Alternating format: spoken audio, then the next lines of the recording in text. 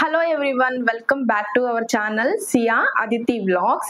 నార్మల్గా ఇంతకు ముందు నా ఛానల్లో డైలీ వ్లాగ్ చేస్తూ ఉండేదాన్ని. బట్ ఈ రోజు నుంచి మాత్రము బిగ్ బాస్ మీద రివ్యూస్ చేద్దామనేసి అనుకుంటున్నాను. ఇది నా ఫస్ట్ రివ్యూ వీడియో, అది కూడా బిగ్ బాస్ మీద.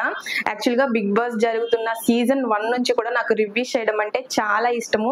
బట్ యూట్యూబ్ మీద నాలెడ్జ్ లేక అసలు వీడియోస్ ఎలా షూట్ చేయాలి, ఎలా ఎడిటింగ్ చేయాలి, కెమెరా ముందు ఎలా మాట్లాడాలి అనే ధైర్యం సరిపోక ఈ జరిగిన ఇప్పుడు 7 సీజన్స్ జరిగిపోయాయి కదా, సో అసలు చేయలేకపోయాను.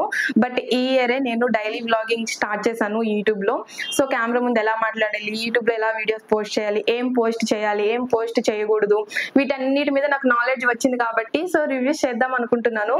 ఆల్రెడీ మనకి సీజన్ 8 జరిగిపోయి 1 మంత్ అయిపోతుంది. నిన్నటి ఎపిసోడ్ నుంచి రివ్యూ ఇద్దామనేసి అనుకుంటున్నాను. వైల్డ్ కార్డ్స్ ఎంట్రీ ఇచ్చేసి నామినేషన్ ఎపిసోడ్ నుంచి కూడా రివ్యూస్ అనేది చేస్తాను. నాకు చాలా ఇష్టం అండి ఇలా రివ్యూ ఇవ్వడం అనేది. సో నేను ఎలా ఇస్తున్నాను అంటే మంచిగా అనాలిసిస్ చేయగలుగుతున్నానా లేదా అనేది మీరు తప్పకుండా కామెంట్ చేయండి. అలానే మన ఛానల్కి మన వీడియోకి లైక్ చేసి ఛానల్ని సబ్స్క్రైబ్ చేసుకోవడం మాత్రం మర్చిపోవద్దు. నిన్న మండే అంటే అక్టోబర్ 7th మనకి జరిగిన ఎపిసోడ్లో మొత్తం కూడా మణికంఠ గారి గురించే జరిగింది. అఫ్ కోర్స్ ఈ సీజన్ మొత్తం కూడా మణికంఠ చుట్టూనే తిరుగుతా ఉంది. అంటే ఆల్రెడీ వైల్డ్ కార్డ్స్ వాళ్ళ ద్వారా వచ్చిన వాళ్ళు ఈ ఓల్డ్ హౌస్ మేట్స్ కి హింట్ ఇస్తానే ఉన్నారు, మీరు ఆ మణికంఠ గురించి మాట్లాడుకోవద్దు, మణికంఠని టార్గెట్ చేయొద్దు, బయట మణికంఠకి ఎక్కువ సింపతి వస్తుంది అనేసి. అయినా సరే వీళ్ళు మళ్ళా అదే మిస్టేక్ చేస్తానే ఉన్నారు. అసలు మణికంఠ గురించి ఏమేం పాయింట్స్ మీద మణికంఠని అయితే నామినేట్ చేయలేదు, కానీ వేరే వాళ్ళని నామినేట్ చేశారు. కానీ మొత్తం కూడా మణికంఠ మీద పాయింట్స్ తీసుకుని నామినేట్ చేశారు. ఎవరైతే ఈ రాయల్ క్లాన్ ఉన్నారు కదా, అంటే కొత్తగా వైల్డ్ కార్డ్ ద్వారా వచ్చిన వాళ్ళకి నామినేషన్ చేసే ఛాన్స్ ఇచ్చారనమాట బిగ్ బాస్. ఈ ఓజీ క్లాన్ అంటే పాత హౌస్ మేట్స్ ఉన్నారు కదా, ఆల్రెడీ ఈ సీజన్ 8 లో ఉన్న హౌస్ మేట్స్ కి అయితే నామినేషన్ చేసే అవకాశం అయితే ఇవ్వలేదన్నమాట. ఓన్లీ రాయల్ క్లాన్ వాళ్ళకే నామినేషన్ చేసే ఛాన్స్ ఇచ్చారు. వాళ్ళు కూడా మణికంఠని ఒక్కరు నామినేట్ చేశారు. అది కూడా ఎవరంటే తేజ గారు నామినేట్ చేశారు. బట్ రిమైనింగ్ వాళ్ళందరూ కూడా మణికంఠని నామినేట్ చేయకపోయినా మణికంఠ మీద పాయింట్స్ తీసుకొచ్చి వేరే వాళ్ళని నామినేట్ చేశారనమాట. చాలా వరకు హింట్ ఇచ్చారు మణికంఠ జోలికి వెళ్ళొద్దు అనేసి. అయినా సరే వాళ్ళు అదే మిస్టేక్ పాత హౌస్ మేట్స్ ఈ యష్మి గారు కానీ, ఈ విష్ణుప్రియ కానీ, ఇంకా ఉన్నారు కదా సీత, నిఖిల్, వీళ్ళందరూ కూడా అదే మిస్టేక్ చేస్తానే ఉన్నారు. ఈ నామినేషన్ ఎపిసోడ్ లో నాకు బాగా నచ్చింది ఎవరిదంటే గౌతమ్ అండ్ హరితేజ గారిది. సూపర్ పాయింట్ చెప్పారు. ఎలా అంటే ఆడియన్స్ మనం ఎట్లయితే ఫీల్ అవుతామో హౌస్ లో ఉన్న వాళ్ళ గురించి, సేమ్ అదే పాయింట్స్ ని తీసుకెళ్లి వాళ్ళ మీద నామినేట్ చేస్తే నాకైతే సూపర్ గా అనిపించింది. అసలు అబ్బా ఏం చేస్తున్నారా బాబు, ఇవి కదా పాయింట్స్ అంటే, ఇది కదా నామినేషన్ అంటే ఇన్ని రోజులు జరిగిన ఎపిసోడ్స్ తో పోల్చుకుంటే ఇది ది బెస్ట్ ఎపిసోడ్ అని చెప్పుకోవచ్చు. ఇంకొన్ని నేనైతే మొత్తం పాయింట్స్ రాసుకున్నాను అనమాట. సో నాకు ఏదైతే ఇంపార్టెంట్ అనిపిస్తుందో అవన్నీ నేనైతే ఇక్కడ నోట్ చేసుకున్నాను. మాక్సిమం తక్కువ టైంలోనే రివ్యూ అనేది ఫినిష్ చేయడానికి ట్రై చేస్తాను. మనకి నార్మల్ గా బిగ్ బాస్ ఎపిసోడ్ అనేది స్టార్ట్ అయ్యాక బిగ్ బాస్ అందరికీ కూడా అంటే కొత్తగా వచ్చిన పాత హౌస్ మేట్స్ అందరికి స్వాగతం సుస్వాగతం అనేసి వెల్కమ్ చెప్తారు. అది అయిపోతుంది. అది అయిపోయిన ఆ రోజు నైట్ అనుకుంటా విష్ణుప్రియ అండ్ రోహిణి గారు కాన్వర్సేషన్ అనమాట. ఏమని అంటే విష్ణుప్రియ గారు అంటారు, నాకు అర్థమైంది మణికంఠకి అటు వెళ్ళిపో, మణికంఠకి బయట ఎక్కువ సింపతి ఉంది, అందుకే ఎవ్రీ వీక్ తను సేవ్ అవుతా ఉన్నాడు అనేసి విష్ణుప్రియ గారు రోహిణితో అంటే, అప్పుడు రోహిణి గారు అలా ఏం లేదు, మీరు చెప్తుంది వేరు, బట్ అతను చాలా మంచిగానే ఉన్నాడు కదా, మీరెందుకు అలాగా చెప్తున్నారు అనేసి రోహిణి గారు అంటారు అనమాట. సో ఇంక అప్పుడు విష్ణుప్రియ అలా ఏం లేదు, తను ఎక్కడ ఓవర్ థింకింగ్ చేయాలో చేయకూడదు అనేది కొంచెం కూడా క్లారిటీ లేదు. ఫర్ ఎగ్జాంపుల్ కి రోహిణి గారు మీ ఏజ్ ఎంత అనేసి అందరిని అడుగుతూ ఉంటే అందరు కూడా 96 అనో 95 అనో 93 అనే చెప్తా అన్నారంట. సో అదైతే నేను చూడలేదు. బట్ అప్పుడు రోహిణి గారు అన్నారంట, ఓకే మీరు అందరూ బచ్చాగాళ్ళేనా, పిల్ల బచ్చాగాళ్ళే అన్న వేలో మాట్లాడారంట. దానికి మణికంఠ గారు బచ్చాగాళ్ళు అంది మనల్ని, నాకు ఇది నచ్చలేదు అని వాళ్ళ క్లాన్ తోటి వెళ్ళి మాట్లాడుకున్నారంట. అక్కడ ప్రేరణ గారు కూడా చెప్పడానికి ట్రై చేశారంట, బచ్చాగాళ్ళు అంటే అదేమి డబుల్ మీనింగ్ కాదు, జస్ట్ మీరందరు పిల్లలు అన్న వేలో చెప్పడానికి ఆవిడ రోహిణి గారు అన్నారు అని ప్రేరణ గారు ఎక్స్ప్లెయిన్ చేయడానికి ట్రై చేశారంట. కానీ మణికంఠ వినలేదంట. అప్పుడు విష్ణుప్రియ గారు చూసావా నీ గురించి ఎంత రాంగ్ గా అనుకుంటున్నాడు మణికంఠ, నీకే అర్థమైతుందిలే 1 వీక్ ఉంటే అన్న వేలో విష్ణుప్రియకి అయితే చెప్పారు. అప్పుడు రోహిణి గారు అమ్మో బాబాయ్ అవునా అట్లా మాట్లాడా అందనమాట. సో ఏంటంటే ఇక్కడ కూడా మణికంఠని నెగిటివ్ చేయడానికే విష్ణుప్రియ గారు ట్రై చేశారేమో అని నాకైతే పర్సనల్ గా అనిపించింది. అవసరం లేదు కదా అది చెప్పాల్సిన, అసలు వాళ్ళ క్లాన్ లో జరిగిన పాయింట్ ని తీసుకొచ్చి ఈవిడికి చెప్పాల్సినంత అవసరం లేదు. ఇంకా వీళ్ళకే లాస్ తప్ప మణికంఠకి అయితే ఏం లాస్ లేదు అనేది నా ఫీలింగ్.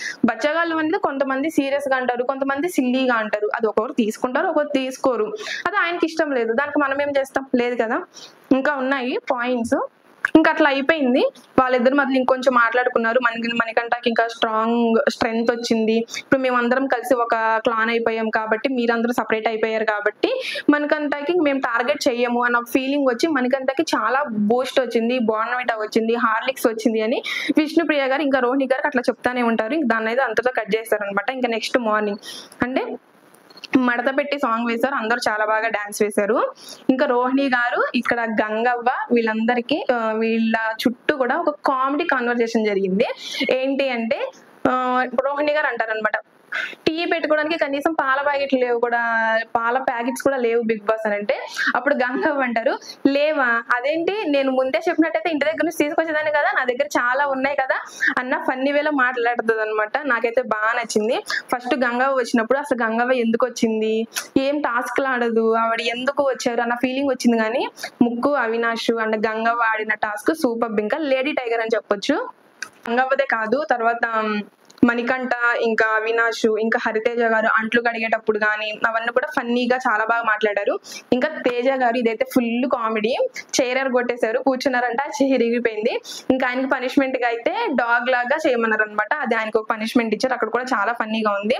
ఈ రోజు ఎపిసోడ్ లో జరిగిన ఫన్నీ కాన్వర్జేషన్స్ అనేవి ఇప్పటి వరకు జరిగిన ఎపిసోడ్ లో అసలు ఎక్కడ కూడా జరగలేదు.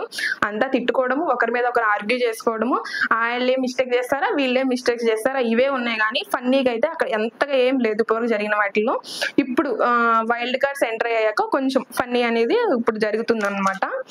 ఇంకా దాని తర్వాత యష్మి గారు ఇంకా ప్రేరణ గారు ఈ వాష్ ఏరియా రూమ్ లో ఉంటారనమాట. ఉన్నప్పుడు చాలా టవల్స్ ప్రేరణ గారు తీసుకొచ్చినప్పుడు యష్మి అడుగుతా ఉంటది అనమాట ఏంటి ఆ టవల్స్ అన్ని ఎవరి ప్రేరణ అనేసి అంటే అప్పుడు ప్రేరణ అంటారు ఎం అనే ఒక లెటర్ ఉంది అంటే రిమైనింగ్ టవల్స్ ఎవరివి అనేది నాకైతే ఐడియా లేదు అని అంటే అప్పుడు యష్మి గారు ఎం అంటే మణికంఠ అక్కడ.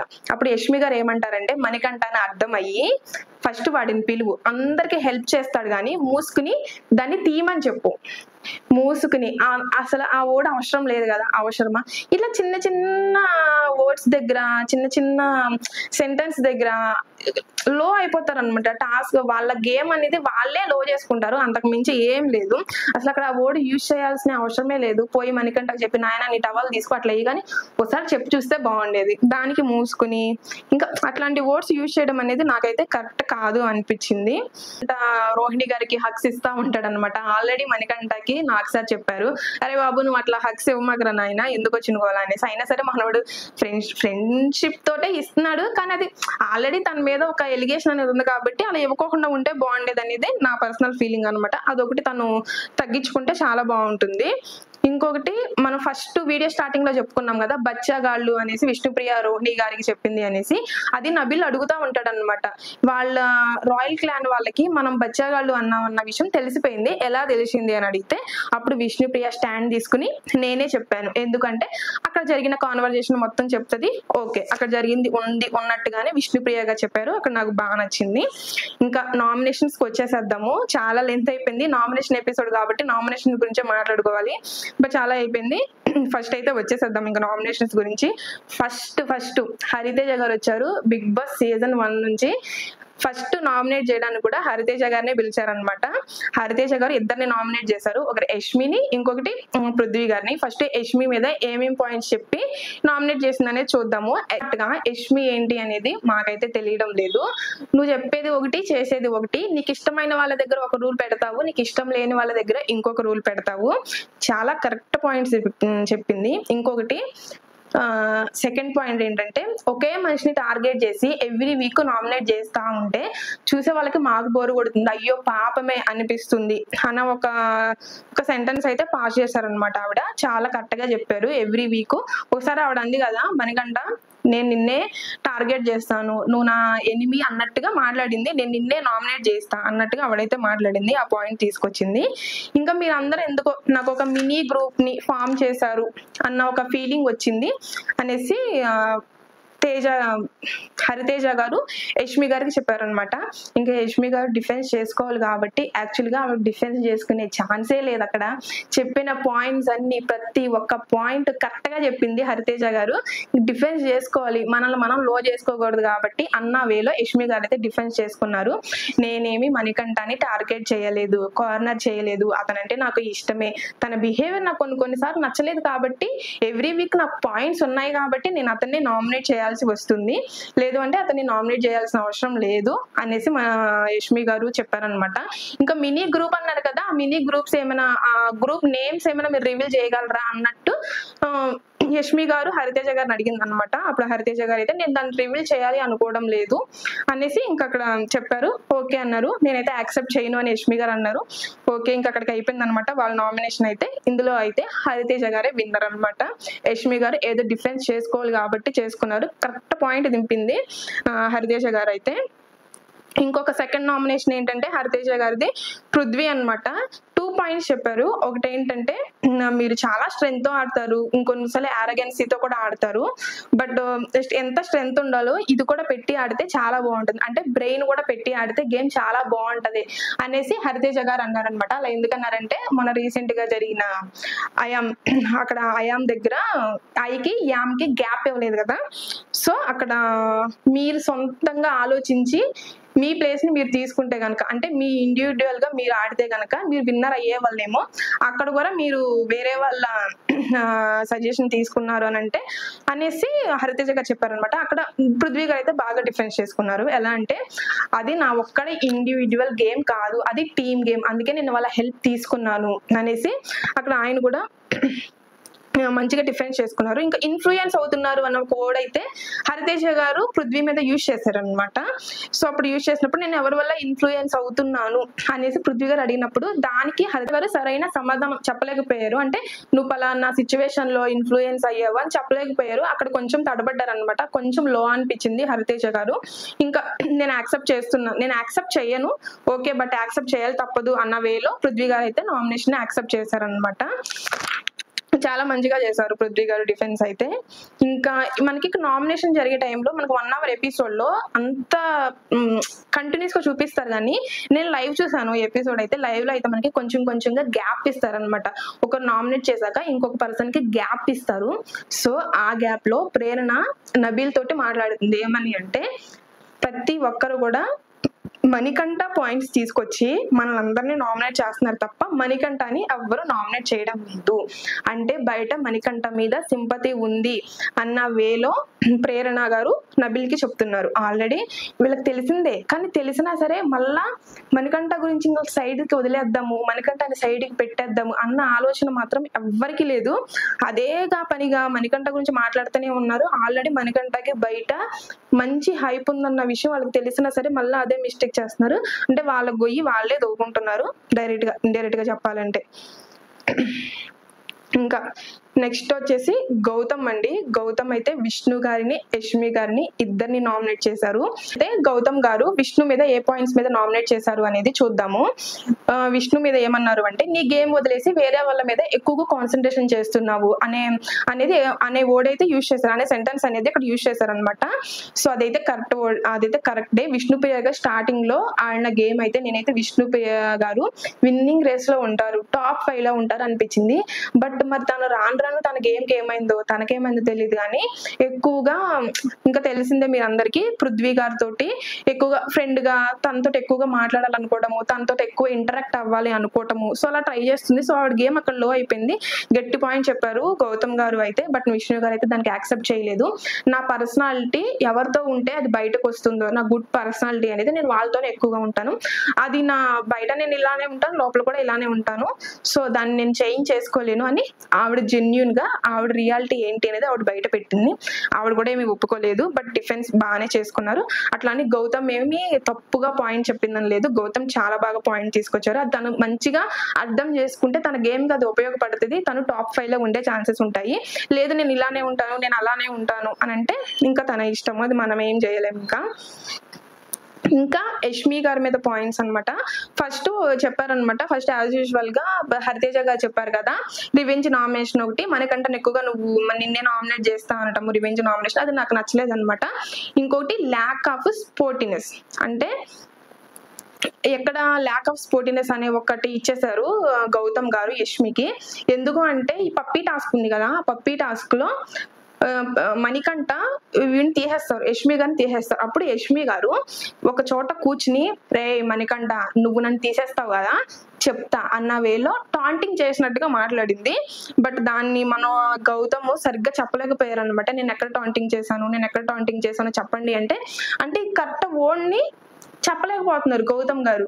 ఏ మణికంఠ నువ్వు నన్ను తీసేస్తావా, నీ సంగతి చెప్తా ఉండు అనే ఒక వర్డ్ని యూజ్ చేసినట్లయితే బాగుండేది. బట్ ఆయన ఏంటంటే ఇంకా సీతని తీసుకొచ్చారు మధ్యలో, నేను ఏడ్చాను మణికంఠ ఏడ్చాడు అనేసి చెప్పాడు. అప్పుడు యష్మి గారు డిఫెన్స్ చేసుకున్నారు బాగానే, నా వల్ల కాదు ఏడ్చింది సీత వల్ల అనేసి ఇంకా చెప్పారనమాట. ఇది కూడా కరెక్ట్ పాయింట్సే చెప్పారు కానీ గౌతమ్ గారు సరైన వేలో చెప్పలేకపోయారు అనమాట.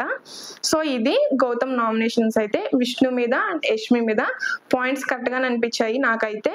ఈ ఇద్దరిలో అయితే గౌతమ్ గారికి విన్నర్ అని చెప్పుకోవచ్చు, అంటే ఈ నామినేషన్ లో గౌతమ్ గారు విన్నర్ అని చెప్పుకోవచ్చు, కరెక్ట్ పాయింట్స్ చెప్పారు కాబట్టి. నైనికా నెక్స్ట్ థర్డ్ నామినేషన్ వచ్చేసి నైని పావని గారు విష్ణుప్రియ అండ్ సీత గారిని చేశారు. విష్ణుప్రియ మీద ఎందుకు చేశారు అంటే ఆవిడ మీద చెప్పిన పాయింట్స్ అయితే చూద్దాము. విష్ణుప్రియ నువ్వు గేమ్ ని చాలా సీరియస్ గా తీసుకోవడం లేదు, చాలా సిల్లీగా తీసుకుంటున్నావు. ఏ టాస్క్ వచ్చినా సరే ఇప్పుడు ఆడదామా వద్దులే, ఇప్పుడు చీఫ్ అవ్వాలా మనము అన్న వేలో ఆలోచిస్తున్నావు కానీ నేను చీఫ్ అవ్వాలి, నేను విన్నర్ని అవ్వాలి, బిగ్ బాస్ టైటిల్ విన్నర్ గెలవాలి అనేది నీకు లేదు. నీ బదులు బయట చాలా మందికి ఇంట్రెస్ట్ ఉంటుంది బిగ్ బాస్ కి రావాలి అని, విన్నర్ అవ్వాలి అని. సో వాళ్ళలో ఎవరో ఒకరిని తీసుకుని నిన్ను బయటికి పంపించేస్తే బాగుండిద్ది అనేది నా ఫీలింగ్. నీకు అసలు సీరియస్నెస్ అనేది లేదు అని నైని పావని గారు విష్ణుప్రియ మీద పాయింట్స్ అయితే చెప్తారనమాట. అప్పుడు విష్ణుప్రియ గారు బాగానే డిఫెన్స్ చేసుకున్నారు, నా ఇష్టము, నేను ఇలానే ఉంటాను, సీరియస్నెస్ లేదు అని అంటే ఇక్కడ ఒక పాయింట్ లో తడబడ్డారు. నా లైఫ్ లో విష్ణుప్రియ గారు ఏమంటారంటే ఈ నైని పావని గారు చెప్పిన మాటకి, నా లైఫ్ లో ఎప్పుడు కూడా సీరియస్నెస్ అనేది లేదు, అది రాదు. బట్ నేను ఏదైతే చేయాలి అనుకుంటున్నానో ఆ విషయంలో సీరియస్